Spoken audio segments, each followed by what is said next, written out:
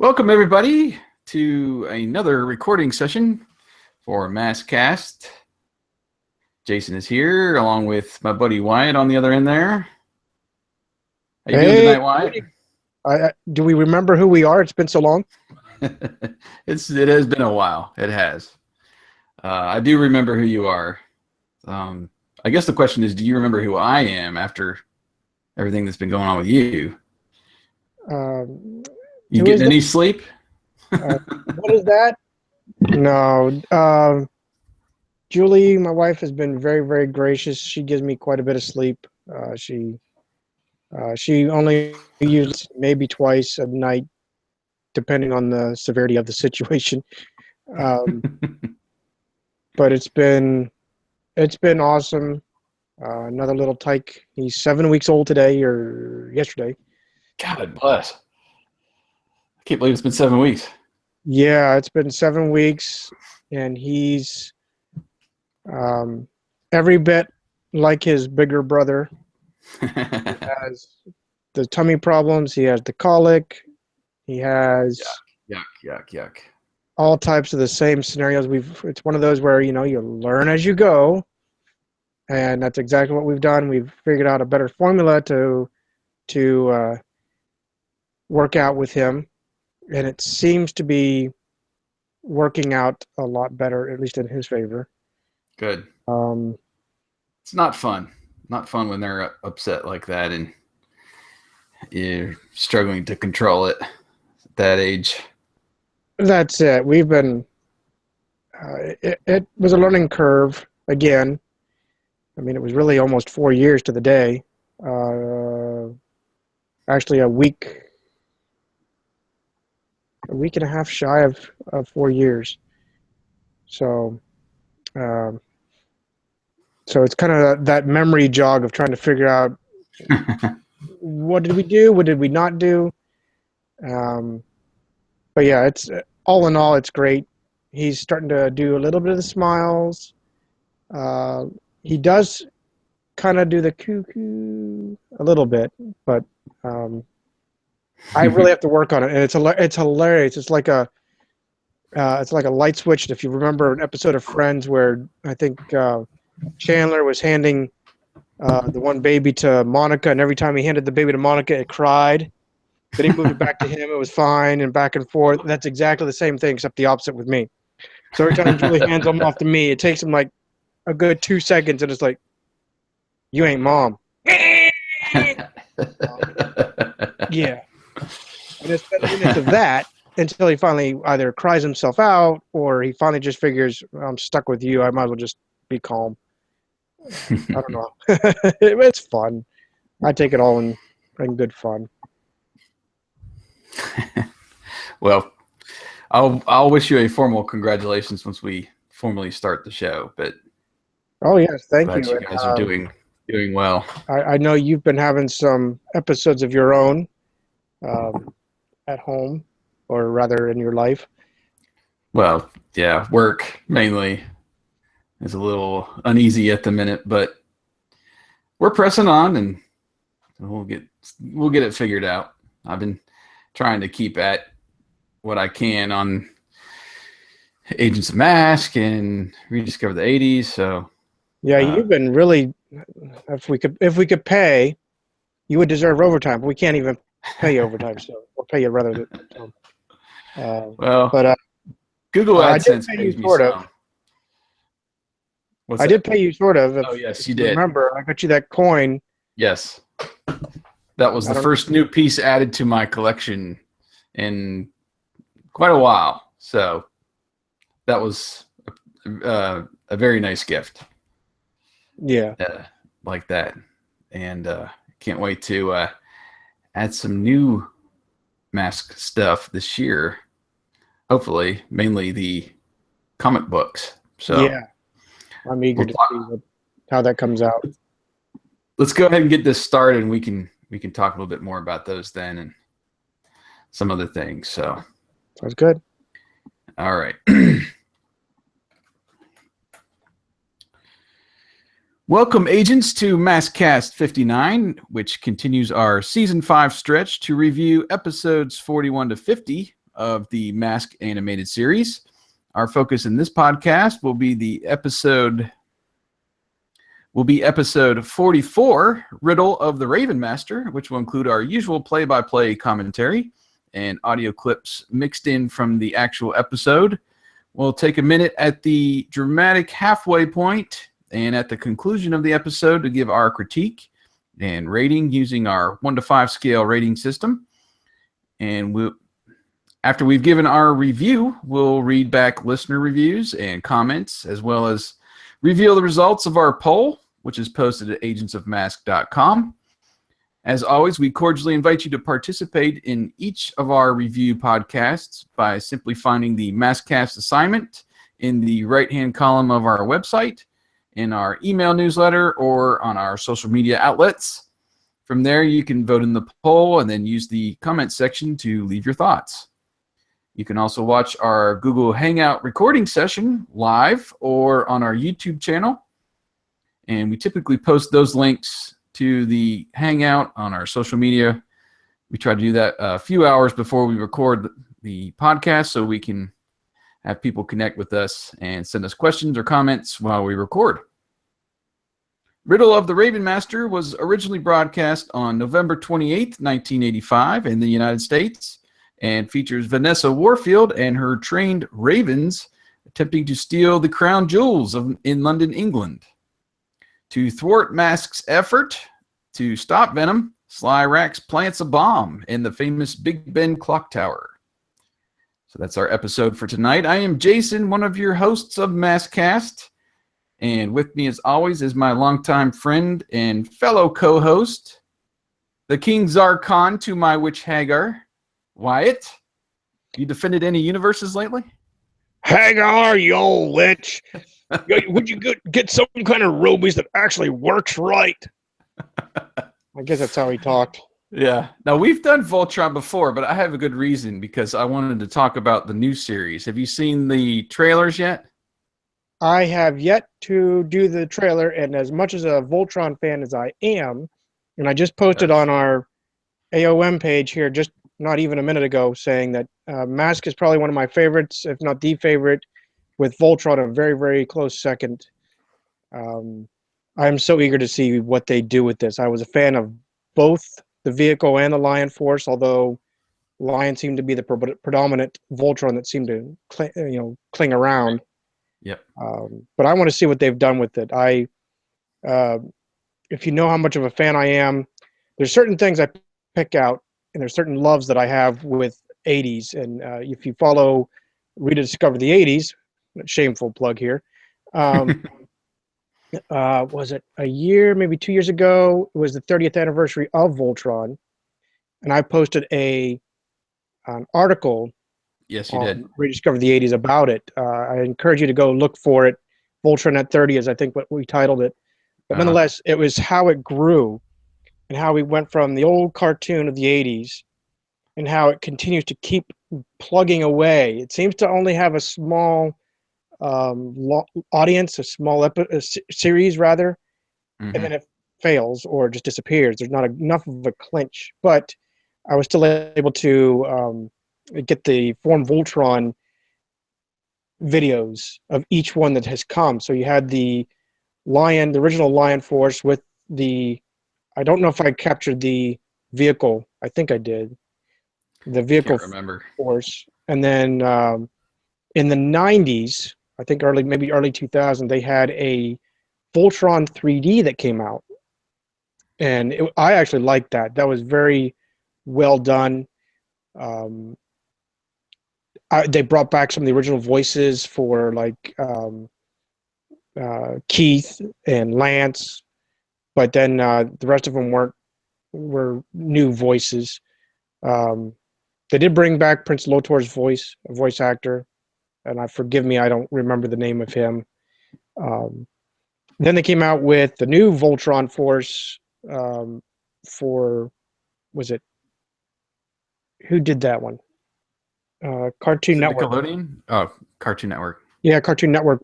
Might have been Nickelodeon.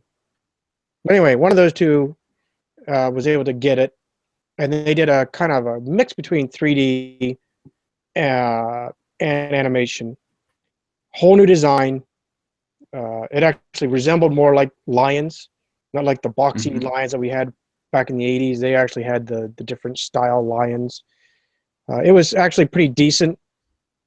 It wasn't Lion Force, but I still had the shivers go up my spine every time they did the Let's Form Voltron, because they actually brought back the original 80s theme music when they did the transformations. It was great. Only lasted a season, just like the Voltron 3D, and now we got this one. And I'm really hoping that Netflix is able to capture us and keep it going a little bit more than one season. I'm really eager for that. I'm eager to see who they have for a cast. Like, I'm sure they'll keep the same names, but like, are they going to have King Zarkon, Prince Lotor, a whole new evil? What is it? And maybe you've seen the trailer, you've seen what it is, and I apologize. I'm still disconnected from the freaking internet. I've made this excuse, but it's really more of an apology than an excuse. Where I work, they have a proxy server. Basically, it filters out just about everything. So my Facebook is going at the warp speed of dial-up.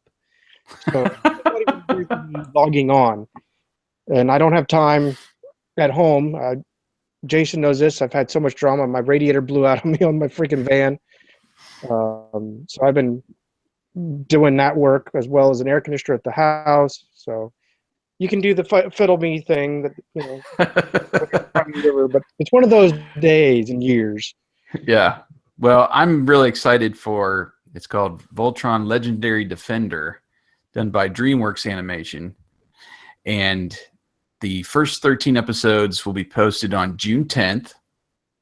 I think it has a real chance to get a second season, just because they're planning to do a comic book based on the series beginning in July to run basically in between seasons of the show. So Lion Forge is running these comic books, I don't know, probably at least through the end of the year, I would think, until they get a second series or second season of episodes up on Netflix. But I don't know. I think Netflix is a great place to be for the show instead of just broadcast TV or cable television. So you can consume the episodes, how you want to. You can just binge, through all of them, which I might actually do. The show looks really cool. They changed one name of one of the characters. Yeah. I think they changed Sven to something else. I can't remember. But in the last, I've seen 2 trailers.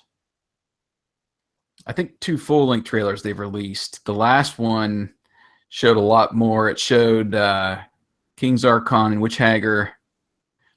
It showed an awesome transformation sequence. Let me tell you, if the old stuff gave you shivers, I was getting shivers on this one.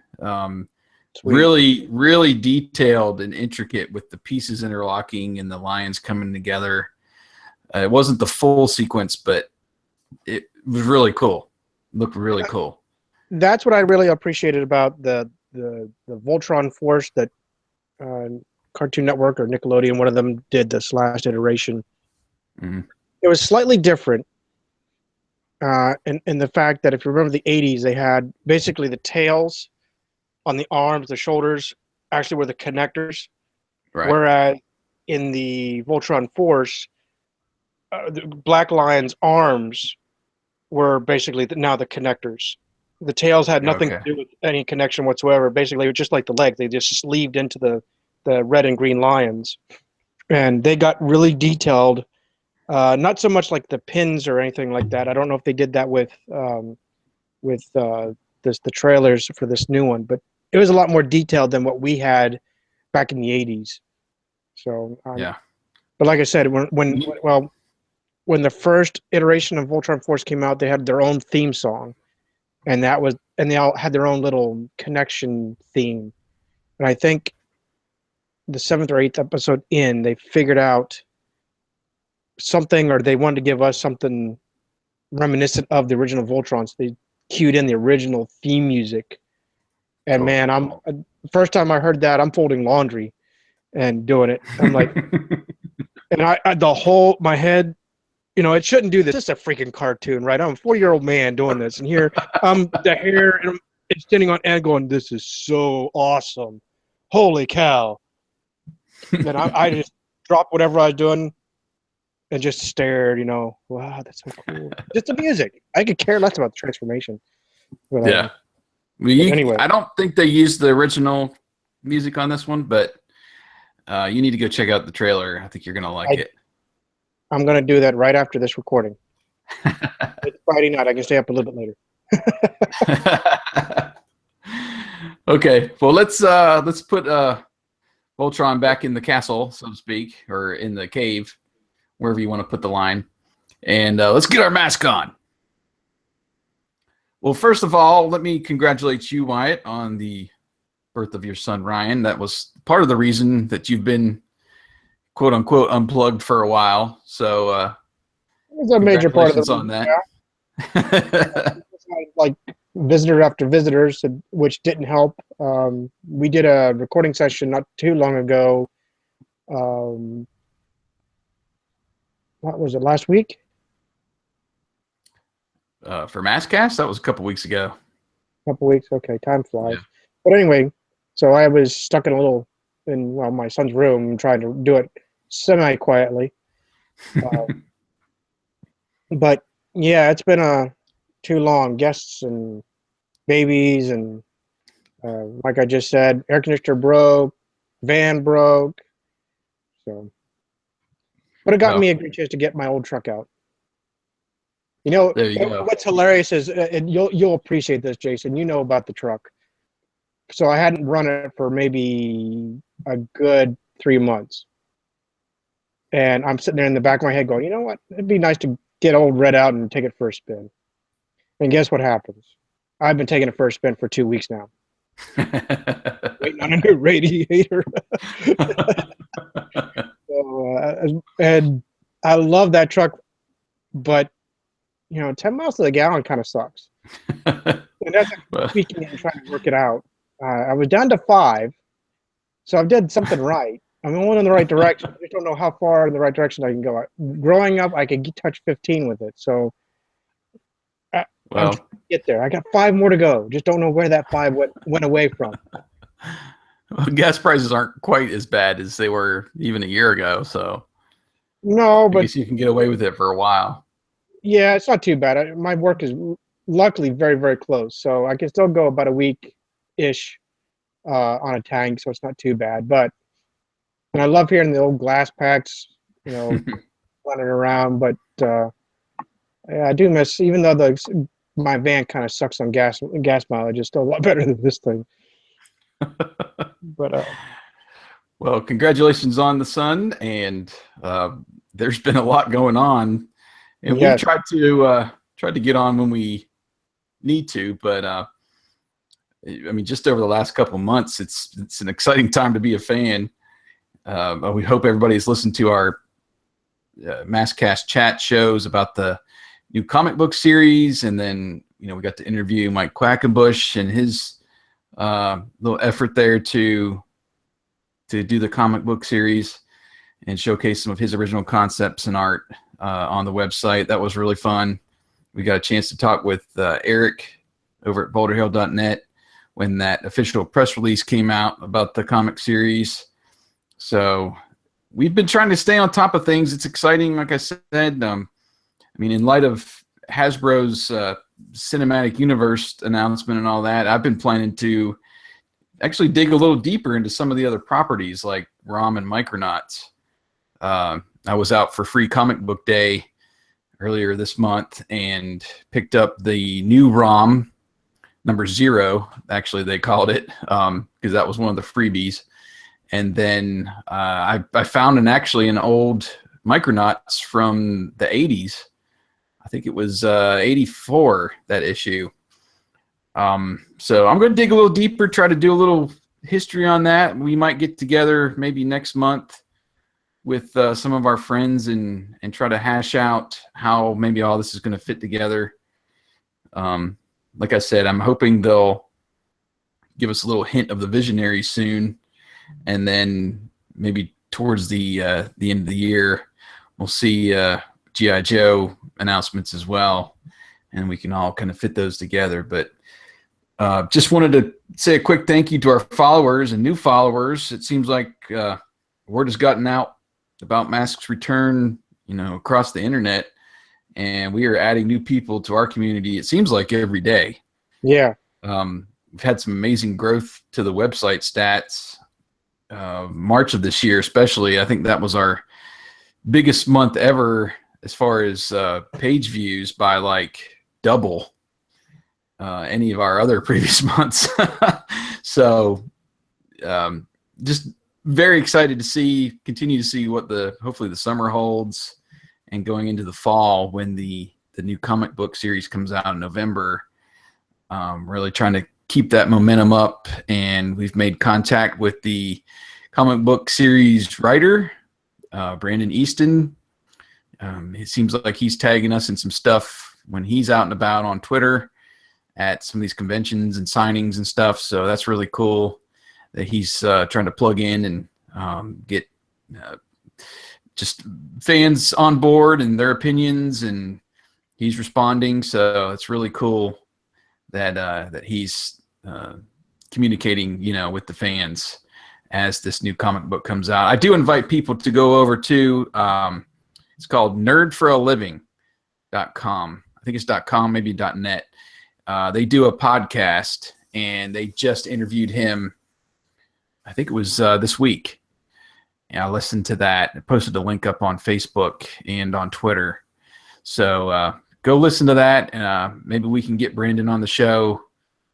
I didn't want to hit him right away because I knew there would be a lot of people probably on him to do interviews and such. So maybe gonna wait a little bit. Maybe if there's any more information released, then when we get him on the show, we'll have a lot to discuss, and maybe even reveal some new stuff.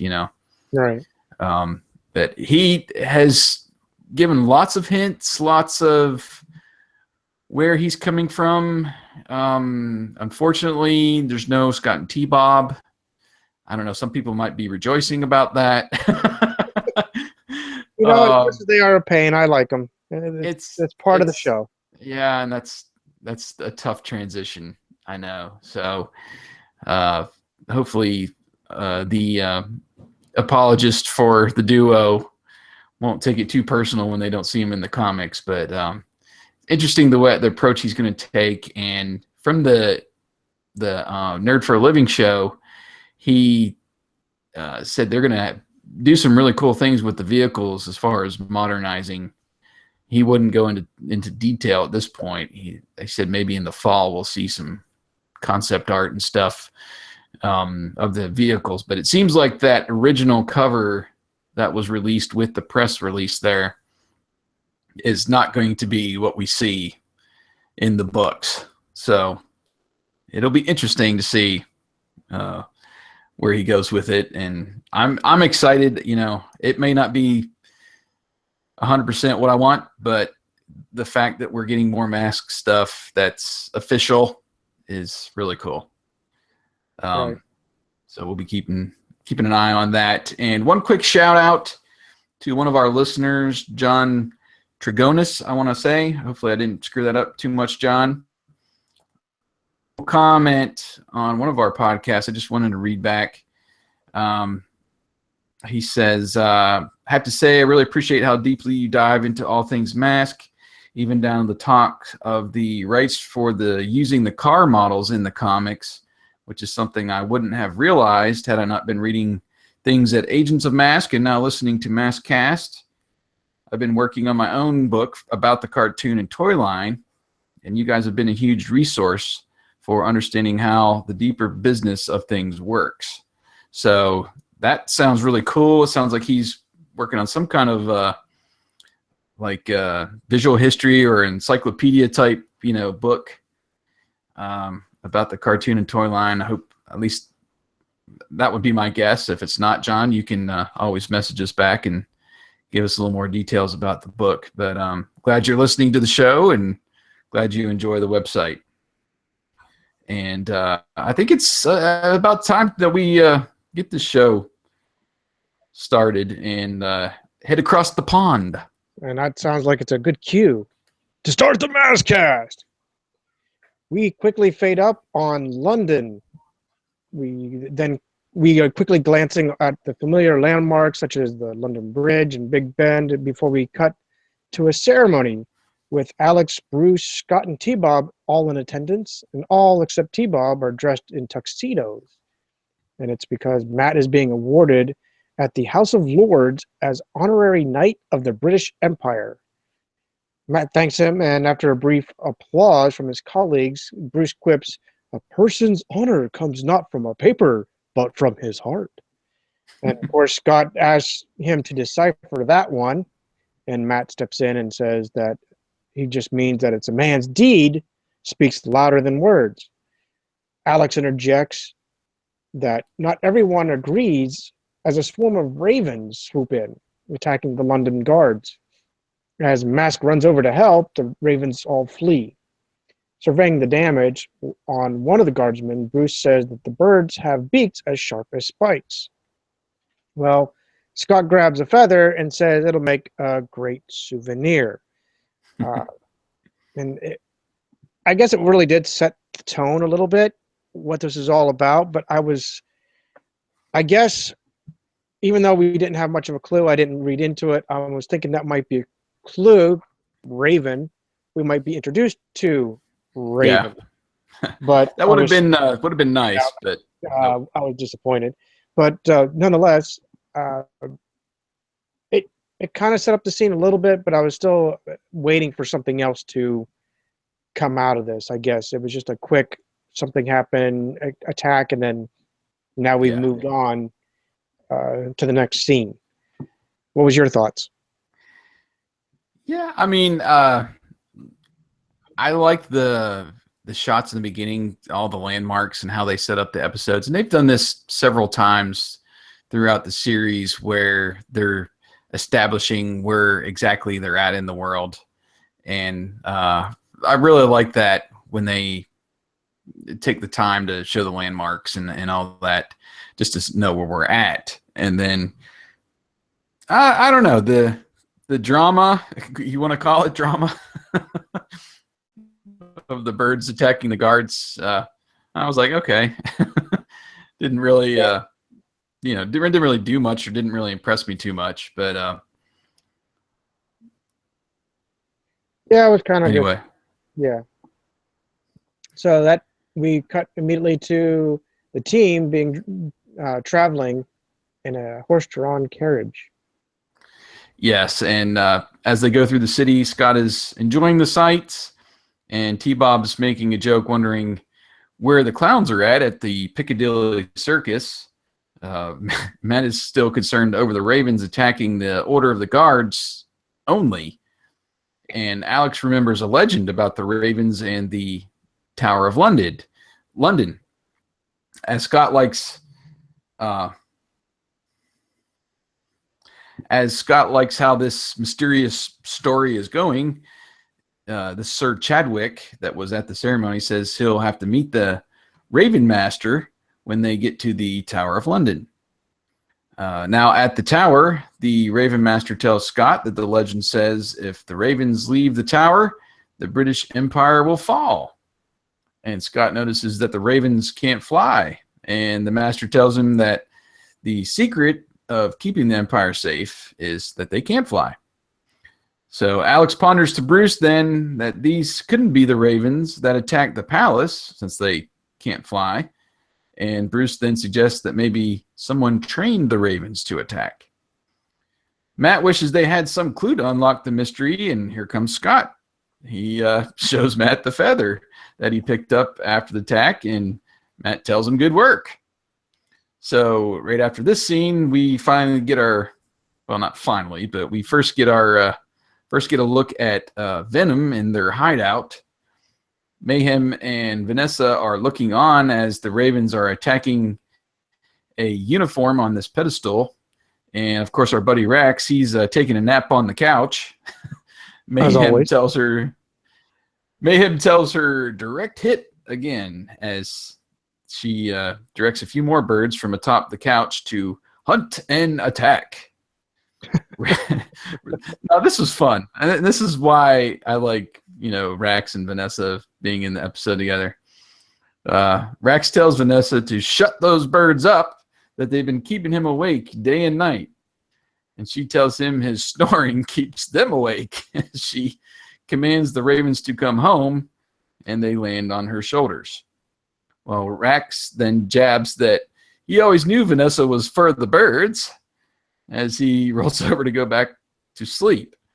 And then Vanessa quietly plants some food on him and tells the ravens to hunt and attack. And of course, Rax starts flailing about as the birds are all around him, and Mayhem sternly tells him to control himself, that they are a crucial part of their plan.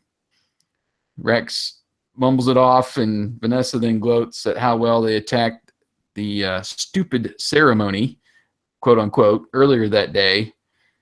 And the birds caw, and Mayhem says, quote the raven nevermore. So we get a little idea about the plot here. They're training the birds for some big plan at this point. And I don't know. I still wasn't really, I guess, impressed with where this episode was going. But same here.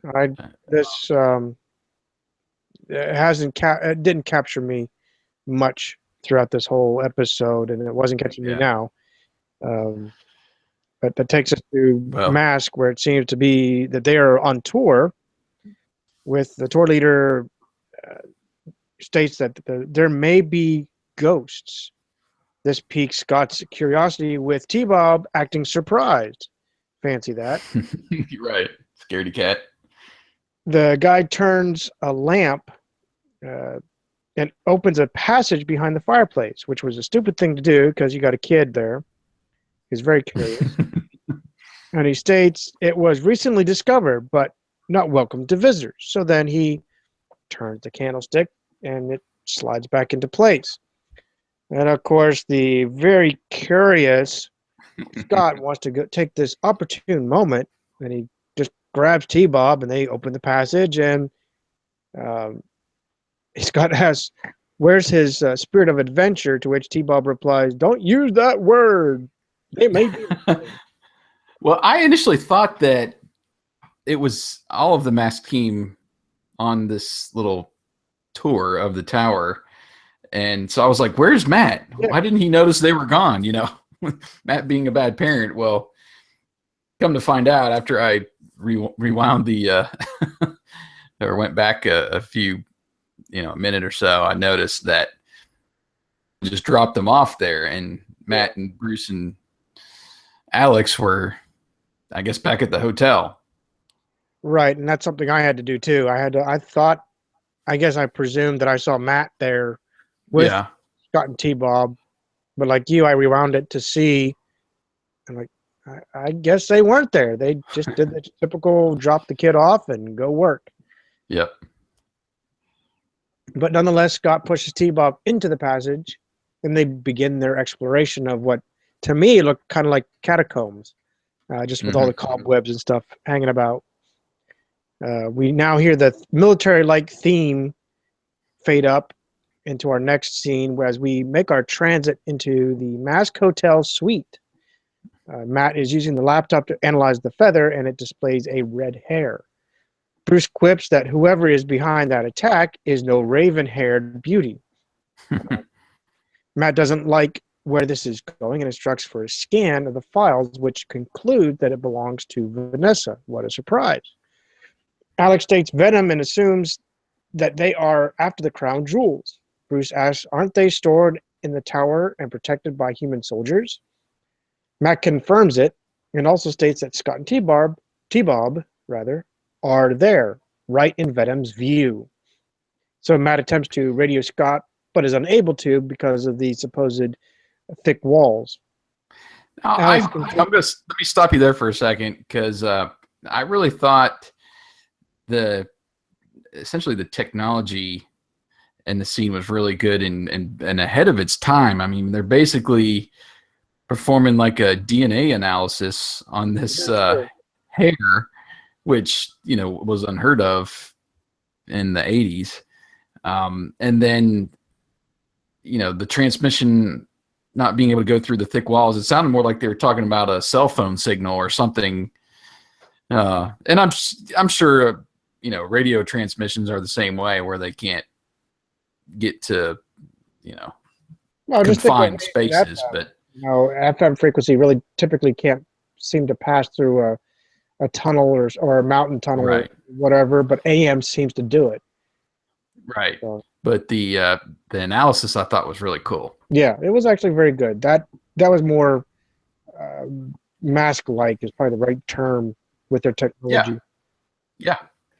But Alex ends up concluding that it is the walls, that they may be too thick. Matt, now looking out the window, says that they must find them before Venom comes home to roost.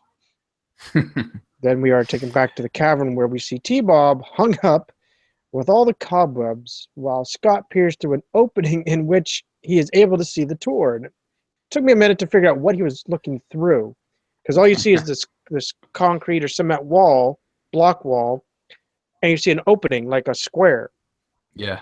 And then when we get to the other side, we then see Scott is looking out through eye holes of a painting as the tour guide just continues to mumble or rattle on his speech. The guide mentions that there is a ghost that continues to live on in that particular room. Scott has this grand idea, which is actually kind of awesome. It was fun. Scott here. It was fun. Yeah, he has the idea to give them their money's worth as T-Bob frees himself. So Scott begins to chant "ooh, ee, ooh" as he's bapping on top of T-Bob's head, which is awesome. The tourists gasp in fear, with a few running up the stairs or out of the room.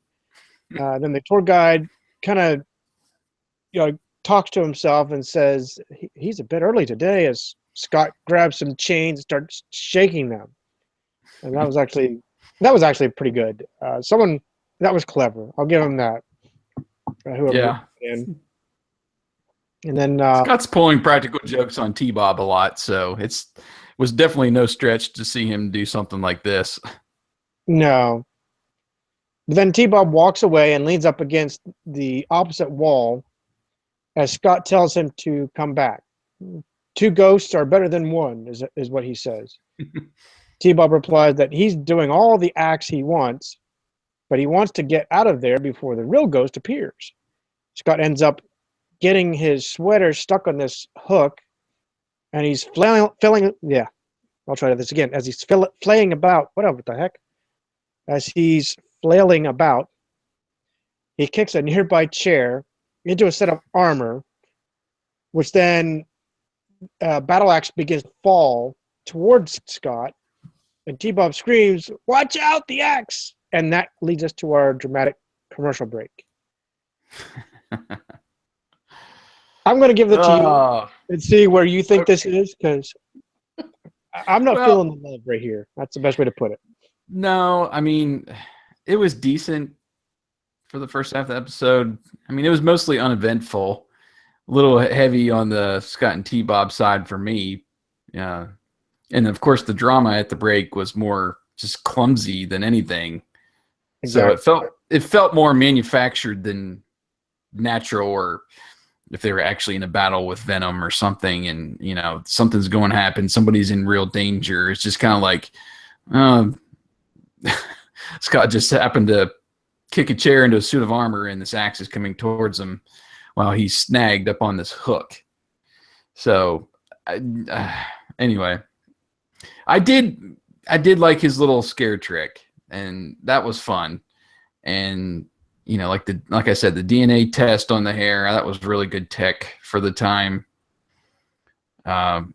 We had yet another instance of Matt ditching the duo to work, which of course leads to mischief. We've gotten several times, and of course, parenting was much different 30 years ago than now. But with all the crap that Scott and T-Bob gets into, you'd think he'd have a tighter leash by now. You would think, but they did do one thing right in that Uh-huh. they didn't dump them off on the side of the road or Well, anything like that. yeah. At least they didn't do that. They left them off at least in a museum rather than what seems to be a recurring theme. Yeah, the PSA to not do something. What do? Dump off the kid in the middle of nowhere. We'll see you later. Go back to the hotel. And Wait here while we take care of business. yeah, Yeah, but anyway, I'm as far as a rating goes, I've got to move it down to about a 3.5 or 4 at least, from our starting point of 5. Like I said, it wasn't. It just was not. I don't know. It was not exciting. I want that's about excitement. the best way to sum it up. Because I'm right with you. I got 3.5. There's no love for a 4. There's not a lot of mistakes, so I can't fault it for mistakes. Well, yeah. I mean, that was nice, but still, they were starting with the puns a little bit too, and I was like, oh, geez, here we go. The puns were okay. They weren't driving me nuts yet. I liked what they did at the beginning. We got to see but we got to see the detail of the London sites. The ghost reenactment was fun, and that's about all I got. Yeah, I didn't make too many notes other than those couple things. There was just, I get, like I said, like you said, I wasn't drawn into it. This dramatic commercial break was not that dramatic, so I'm almost middle of the road, but I'm giving it just a slight hair above just to see where this goes. But I don't know. I might go low yet. Maybe we'll talk this out. Yeah. Well, let's get back into the episode. After the break, T-Bob grabs a shield and bowls it like he would a bowling ball towards Scott to deflect this axe. And Scott, which I thought was kind of funny, he checked his head to make sure it's still on his neck there and attached, and he thanks T-Bob for saving him from having a pain in the neck. And T-Bob makes a crack about a collar. I can't remember, something about a collar. And it'd be too tight around the collar. Yeah, anyway. And then they run off down the tunnel. They take a wrong turn, with Scott saying they are now lost. And T-Bob groans, of course, as Scott tries to reach Matt on T-Bob's head walkie, I'll call it. T-Bob tells Scott that the walls are too thick, of course, or they're thick as his head, I think is what he says. That is, yeah. And they can't get through to Matt. So Scott tells him the passage must lead somewhere, and they just run off again, trying to find a way out.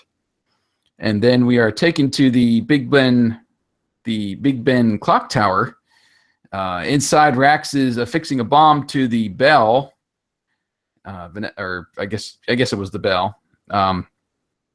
Vanessa tells him to hurry up, with Rax responding to her, "Shut your beak, Vanessa," which I thought was funny. Yeah. Then he has to set this bomb right. And then they kind of both chuckle for a minute, which I'm not sure why, but I guess they were just laughing at what they were doing. And Rax but it was says, more like a joke laughter, like they total joke. And that's what threw me off. I'm like, yeah. What the heck was that? Rex says that the bomb will keep them busy while they finish their business. Scott and T-Bob now appear from the tunnel directly below Vanessa and Rax there at Big Ben. Scott sees them and shushes T-Bob as he tries to run away. He says they'll need to find out what Venom is up to. Well, above now, Vanessa tells Rax to hurry up again, and Rax is complaining he can hardly stay awake from his lack of sleep because of Vanessa's ravens. Scott overhears now and knows that they're behind the attack at Matt's ceremony. And Rax finishes with Vanessa. Rax finishes with the bomb, and Vanessa then says they need to hurry back now that he's taken so long. So Scott and T-Bob hide underneath the staircase as Vanessa and Rax scurry away. And T-Bob's complaining now that his heart is ticking way too fast from all this. And Scott says, "You don't have one. It's the bomb ticking that Rax planted, and they need to call Matt." So back now with the team, they are at the tower looking for Scott and T-Bob. Right. They're standing beside Thunderhawk, like you said. Just can't find our dynamic duo. Matt says that according to Sir Chadwick, they ducked out of the ducked from the tour guide and left quicker than a ghost. Alex then states that perhaps they went on elsewhere and are safe. Matt states that he hopes that he is right since Venom's feathers are about to descend on them. Just as Matt says, "Let's go," Scott radios in with Matt acknowledging and Bruce and Alex walking closer to Thunderhawk to listen in.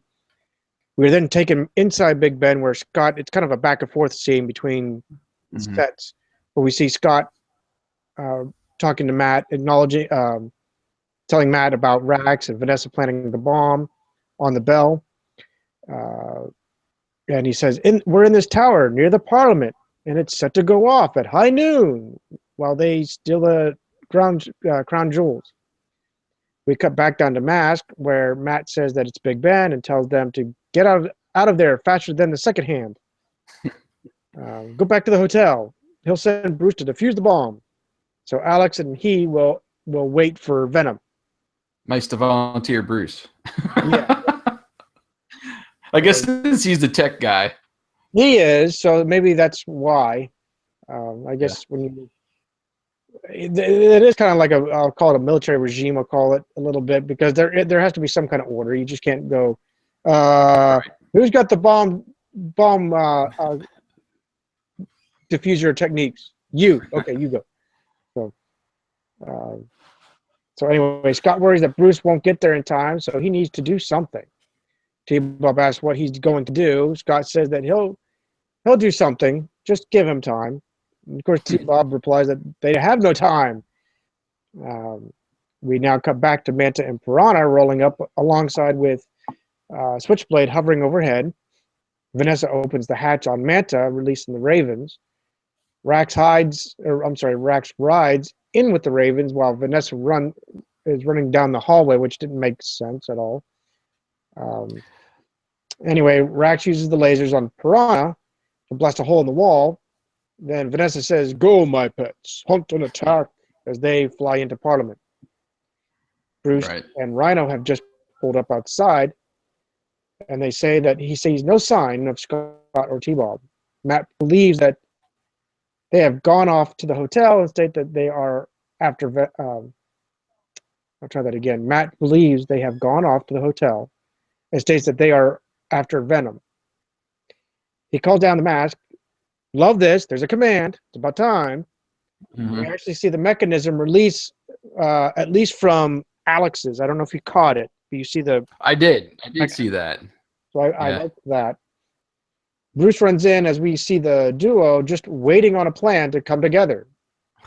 I guess they don't work for the A-team. T-Bob then states that it's too bad they can't stop time. And of course, Scott says, "That's it. Follow me." And of course, T-Bob says, "Me and my big metal mouth." Yeah. They end up running up the stairs where they open a door and are now standing out on, I'll call it a balcony. There isn't much of one, but it is a balcony above the clock face. Right. With the wind blowing, which was great to see the animation and the howling of that. Yeah, it was good. And then when they peered down over the side through this door, they did a nice focus and out of focus shot of the ground below and a few cars that were down below. Really good shots there. Right. They give that kind of dizzying effect. Right. Yeah. With T-Bob stepping back saying, "You don't expect me to go out there, do you?" And of course, now we have fear mode engaged. And he certainly adds that he just won't do it. And of course, Scott smiles and T-Bob continues to back away. Yeah, and then we see Scott is now lowering T-Bob to stop the minute hand on the clock, and T-Bob says he can't reach it. Well, what happened to his Inspector Gadget arms? Exactly. We've seen it in other episodes where he's used 2 or 3 times.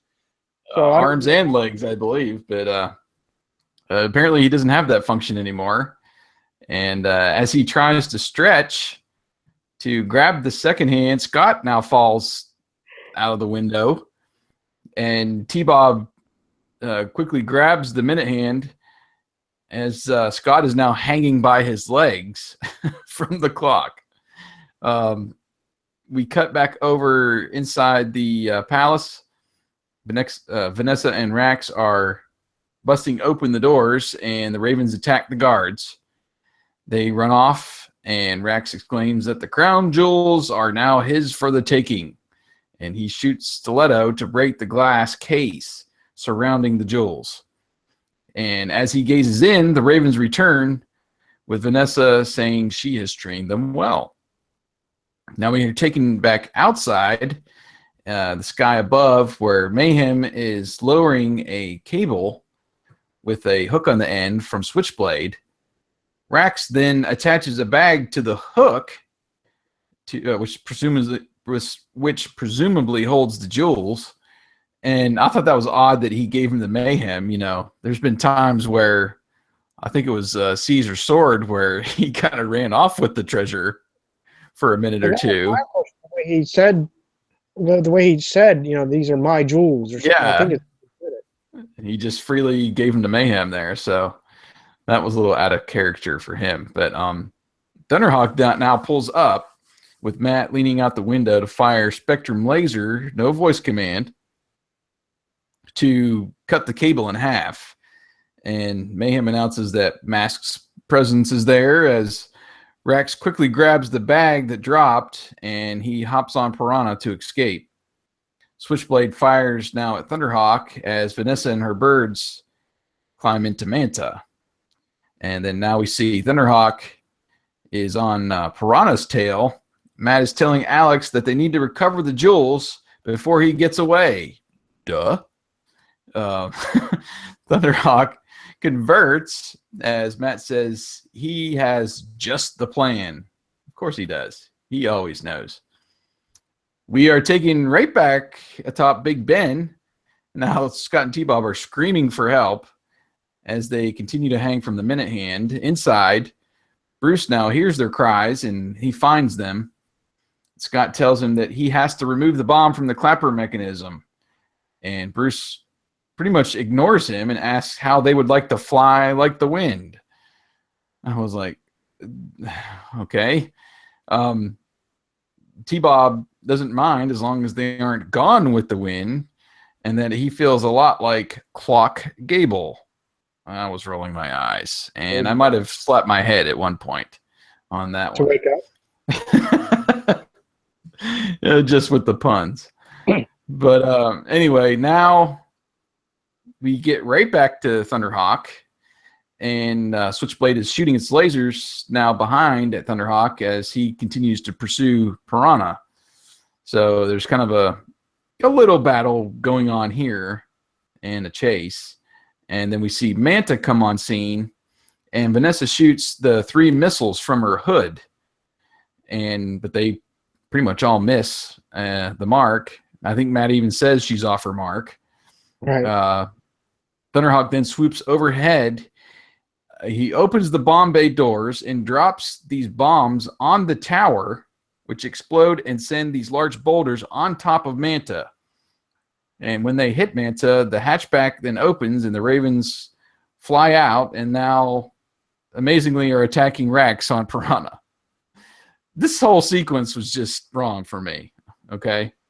Yeah. First, why would Matt destroy a structure, more than likely an old structure, a meaningful structure, just to get Venom? It was essentially out of character. I can see them, we've seen Bruce take boulders off of mountains and put in Switchblade's way or something, you know, and Venom's always the one that like destroys stuff and stuff starts falling on them. And now it was kind of a role reversal, and I don't know, Matt doing that just didn't seem right to me.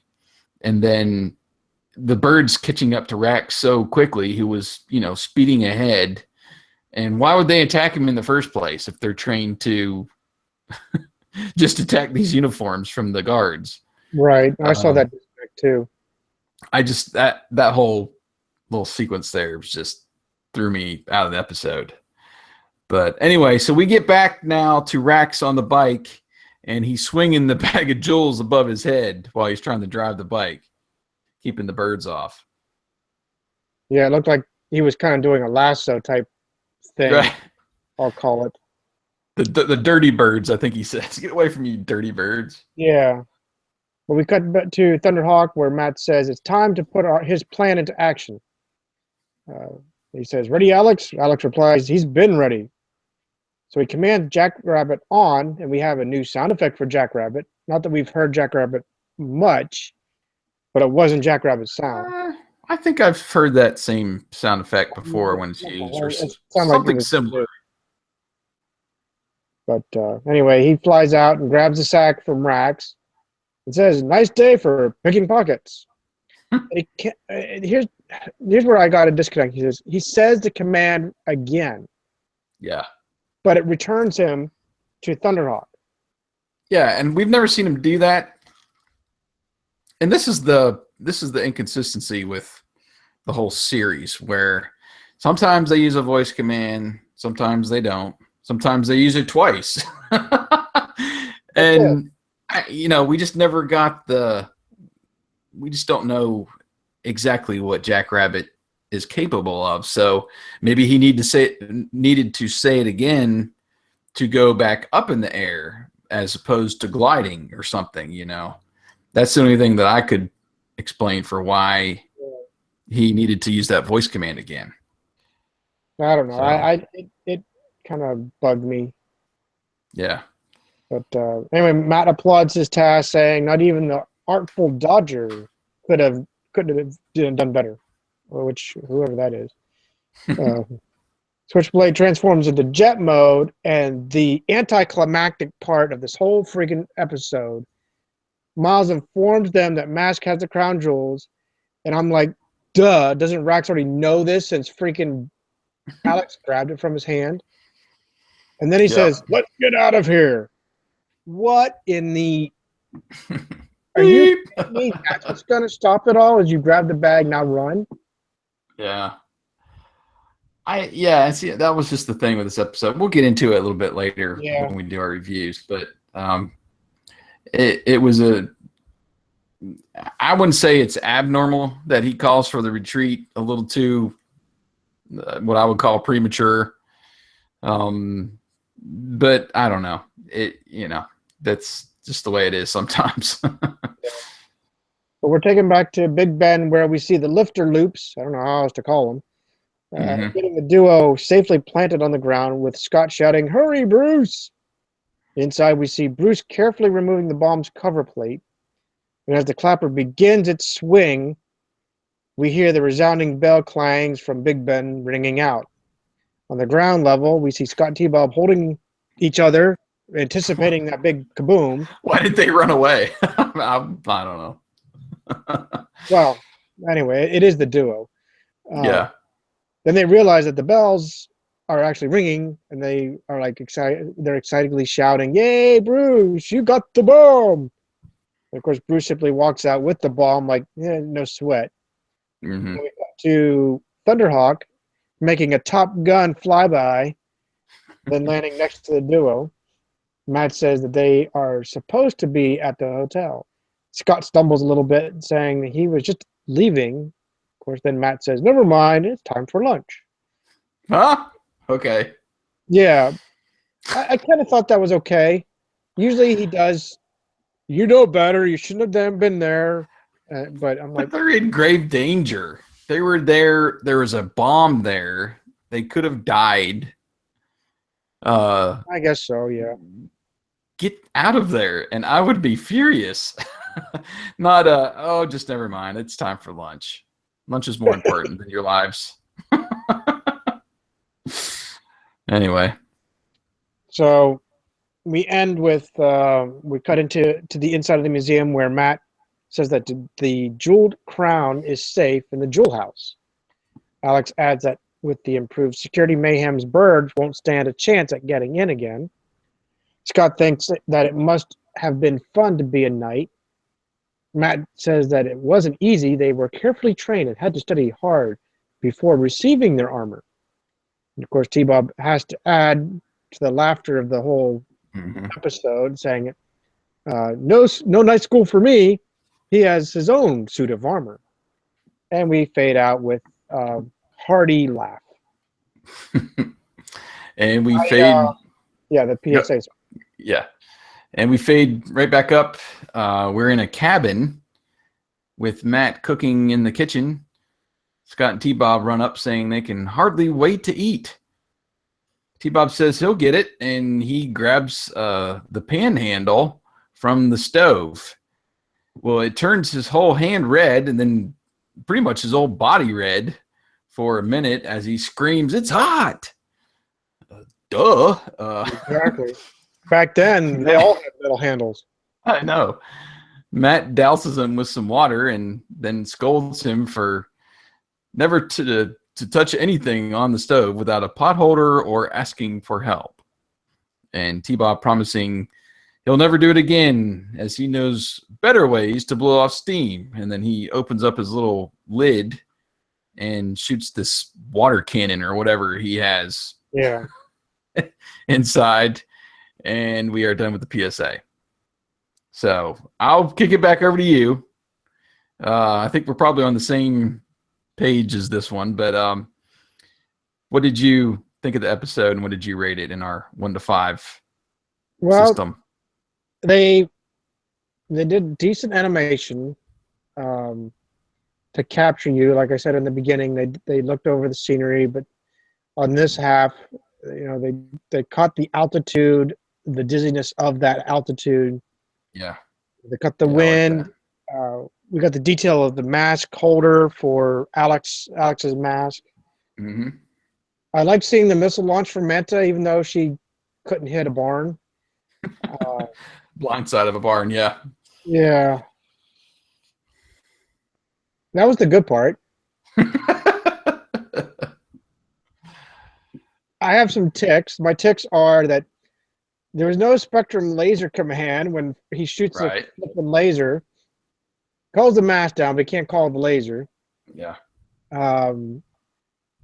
The bombing of this historic, like you mentioned, the bombing of a historical tower to stop Venom was very well out of character. The disconnect from the Ravens attacking Rax when they were trained to only attack the red coats. Yeah. That double command of Jackrabbit. Venom gave up way too easily, even more so than it seems to be in the past. And just plain old, I was not drawn in whatsoever by this episode. PSA didn't have anything to do with any episode. I went down a tick, and the only reason I'm keeping it as a 3 is because of the animation. But I want to go down further, and that's hard for me to do. But I'm giving it a half thumbs up that at least the animation they caught, and that's about the only good part of the whole episode. Yeah. What say you? Well, getting back to the second half of the episode, there was some decent back and forth drama there at the end with Scott and T-Bob at Big Ben, and then the jewel robbery. They split that up pretty well, I thought, to build some drama, and then they even built a little bit of drama there at the end when Bruce was defusing the bomb and they weren't sure what was going to happen, and then the bell rings and they look up and everybody's okay, So I think they did a decent job on that. Some decent mask use, but probably average at best when compared to some of the other episodes. And we didn't really get a full-on vehicle battle, at least I would call it. It was more of a chase at the end there. So that was okay. And then, of course, like I said, the technology I thought was way ahead of its time, which was nice. And, that's what you think of when you think of M.A.S.K and some of the things they're capable of. Right. I thought that was really good. But the plot just didn't really work for me. I mean, why do they need these birds in the first place when, they can threaten them with their masks? I mean, that's always worked in the past. Exactly. Aren't their, powers intimidating enough? Shooting acid or, darts or whipping things around, torch bombs. I mean, of course, Dagger wasn't in this episode, but I don't know. They've used their masks as weapons or threatened to use them several times, and Mayhem's he's not shy to shoot that viper acid on a nearby statue or something, while he's threatening somebody. So that just didn't sit well with me as far as why I need the birds in the first place. And yeah, I mean, the other main disconnect was Matt purposely damaging property to stop Venom. It was just all wrong. I don't know. And then the jokes and the puns by the end of the episode finally did wear on me as well. And I was like, oh, please let this be over. I just didn't. This episode did not connect with me either. Ticks or other thoughts, I guess. I thought for sure Rax was going to crash the bike during that end battle. He's crashed it so many times. Yeah, seeing the birds flying, and he was flailing about, and I was like, he's gonna get ejected off this bike pretty soon, but that didn't happen. And of course, there's no call up either. And I didn't want to take too much off for that, just because they were there and they were trying to keep the episode moving. But to me, the call up is part of the show. It needs to be in every show. It's what connects the episodes together, I think, more than anything. So not having that in there. Of course, the PSA didn't tie in, like you mentioned, and the voice commands were just inconsistent as usual. Yeah. With the masks. So I pulled it down to a 2. I did. Wow. I just compared to, I was thinking about some of the other episodes in this stretch, and that I put those at 3s. I just couldn't put it on the same level as even those couple previous ones there that I rated 3. I had to go lower. So I landed on the 2. Oh well. I just don't think this would be an episode you would want to recommend to somebody to start in on, when you're, and that's the way I look at a lot of these ratings. The higher the rating, the more likely you would recommend this to another fan or even somebody that hasn't watched it in a while, And right. This is definitely one down near the bottom towards Panda Power and some of those other episodes that I rated low. I'd get way far into the series before I recommended this one. So, did you see any similarities to our movie script throughout? Because nothing came to mind to me. No. When I was watching. Okay. Well, let's just go ahead and move on then, end our review and go into the results and the comments from our listeners. I think we got 8 votes on the poll. Is that what you were showing? I see 9, but that's because I voted. I'm going to refresh then, and we'll include your in there to the vote.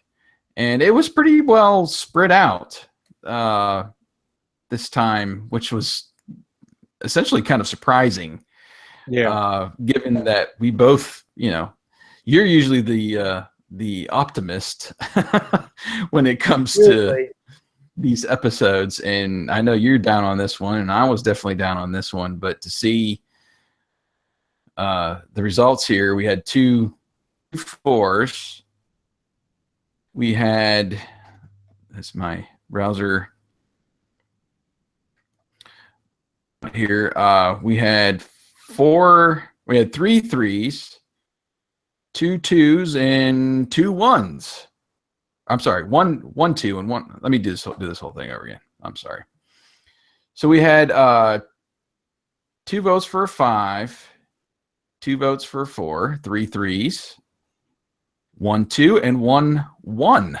So if you average it all out, it is kind of somewhere in the middle, or actually a little above the middle. Yeah, just a hair above.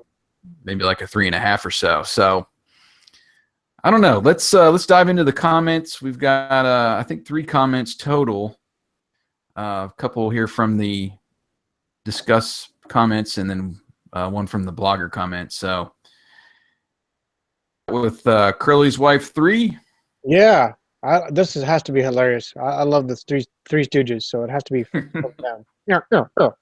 So anyway, he says one of my, well, actually she says one of my favorite episodes.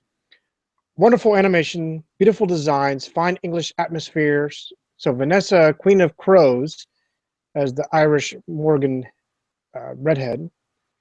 Fantastic start. Matt Tracker is appointed what? Lord, Sir? But the Queen was not to name him. Where was Elizabeth? To take the tea? Or to take tea? Her memorable acceptance speech, practically, okay, thank you, goodbye. Mm-hmm. Alex, however, applauded like crazy and yelled, bravo, in Italian. But Matt, Bruce, Alex, and Scott, all dressed up, are beautiful. For the rest, nice also the secret passage and scenes of Big Ben. Also liked the part where the computer recognized Vanessa's hair on the feather, a CSI-style scene, anti-literal. At the end, as usual, Venom laboriously builds complicated plans and then is defeated in a nanosecond. Very true. Yes. Good points there. Exactly. I don't know. After hearing what she said there and saying it was one of her favorite episodes, I guess maybe mainly just for the culture. She's being very sarcastic. Yeah. But I believe that person is also one that has been writing some fan fiction over on, I think it's fanfiction.net is where I posted some of our script excerpts. Okay. I get some of those when something new is posted. I get it to my RSS feed, and I think she's been doing some over there. I haven't had the chance to read them, but no, she's a pretty big fan. Okay, and then we move on to Anna. She said, this is a very good episode. I love to see Vanessa as a bird trainer, and her usual bickering with Rax is always fun. I'll agree with that. I also like the part when the computer recognized Vanessa's hair on the feather. In addition, I think Scott and T-Bob were used well in this episode. It was fun to watch them sneak into the secret passageway and play ghosts, and they also managed to save Big Ben by stopping the hands on the clock and delaying the bomb a little so Bruce could get there in time. Finally, I liked the look on Bruce's mask when he opened the bomb and realized he only had seconds to disarm it. The only thing I couldn't understand is why Venom didn't take better care of the crown jewels by putting them inside one of their vehicles. Obviously, yeah. That made it a little too easy for M.A.S.K to take them back. So, yeah, she noticed that at the end, and yeah, where Bruce, even when he defused the bomb, his mask seemed to almost change shape because he like gave a sigh. There wasn't anything really audible that he, but it was just more of a shrug. And when he kind of did that sigh, right, the mask seemed to get a little skewed a little bit with the animation, or got bigger or smaller or whatever. So I did notice a little bit something with that at the end, but I don't know. I don't know if I necessarily agree with it. Scott and T-Bob were used right? I mean, they were basically the stars of this episode. So Right. Whether that's right or wrong, I don't know. But anyway, we got one last comment from Eric over at Cartoonopolis. Right. He says, "Wow, what a stupid episode. Way too much Scott and T-Bob and their dumb puns. Also, why were the Ravens even necessary? Hello, guys at Venom, you have masks that shoot things. You don't need those dumb birds to attack the guards. Venom's plan was just beyond idiotic. Nothing more to say about this dumb one." And you said it very well, Eric. He says it like it is. I like it. Never more. It was, that bad. He tells it like it is, and I mean he usually aligns with. He sometimes catches things too, and so does Anna that we don't catch in there. But when it's dumb, he doesn't hold back. It's good though, because it was. So. You were probably one of the ones that voted a 1. Remove it from the M.A.S.K library. I wouldn't doubt that. So, but we appreciate the comments, and again, if you want to comment on our next episode review, you just head on over to our site, agentsofmask.com, and look in that right-hand column. And I usually post a picture, a still from the episode, and just click on that, and it'll take you right to the blog post to interact with us. And our next podcast, our next review, we'll be taking a look at episode number 45, which is the Spectre of Captain Kidd. M.A.S.K foils a plot by Venom to get their hands on the lost treasure of the pirate Captain Kidd. And if memory served me right, I meant to look this up before we went on the air, but I believe we're going to get a new agent. I know it's fairly soon, but I can't remember if it's this or the next one. I want to say it's this one, and it's Floyd Malloy for Venom. I could be wrong. But I do know we are going to get at least him, and we are going to get to see Julio Lopez before episode 50. So I didn't necessarily realize that when we first we're going through these episodes and previewing them, before our seasons started. And right. I was really excited to find that. It was actually when I was going through the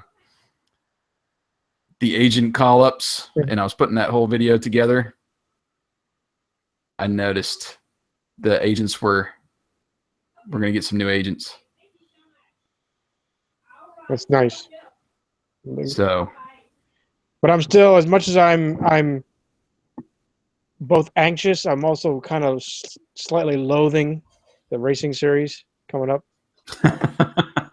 Well, it's not too far away, bro. I don't know. I might actually like it now, for all I know.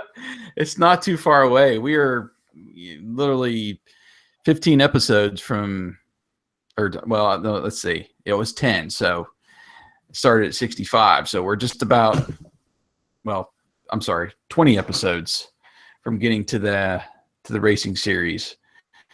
I got 20 episodes left of the first season, man. It's a little disheartening. At the same time, I'm anxious to see some new characters and such. And I don't know. I haven't made like I don't remember watching the racing series as a kid.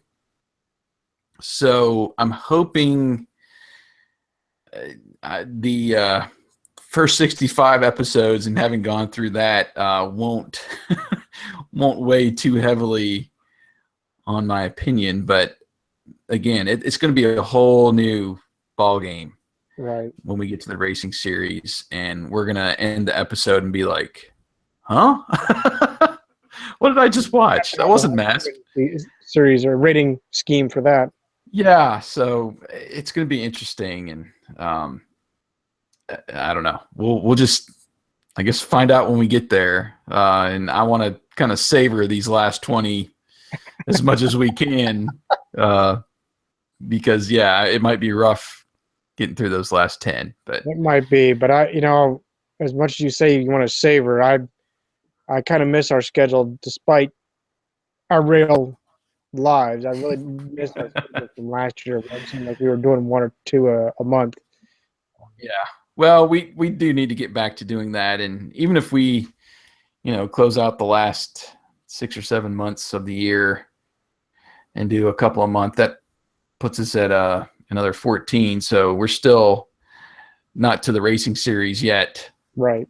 By the end of the year. So we might need a whole year to go through the racing series. One at a time, and just to get our mind straight, have to take 3 weeks off to I gotta do this again. No, I don't know. I'm anxious for the vehicles mainly. And of course the new characters that we'll get as well in the racing series, but it's just going to be a totally different feel. So right. I don't know. We'll see if those cool vehicles like Matt's Indy car for Goliath and the Buzzard car for Miles and Maximus. We'll see if those vehicles are enough to overcome maybe the plot in some of the episode stories. But right. I don't know. We'll see. It's coming. It is, and I'm anxious to see it. But I think that just about wraps it up and closes us out. But again, want to thank you for all for patiently waiting for us to come online, come on air. It's been a while. We apologize for that, but life happens, literally. But we do want to thank you, and we really appreciate all you guys out there listening and watching, and we hope to see you next time on MASKast. And to our watchers on YouTube, and I did see one person pop in. That might have been Von Baskin.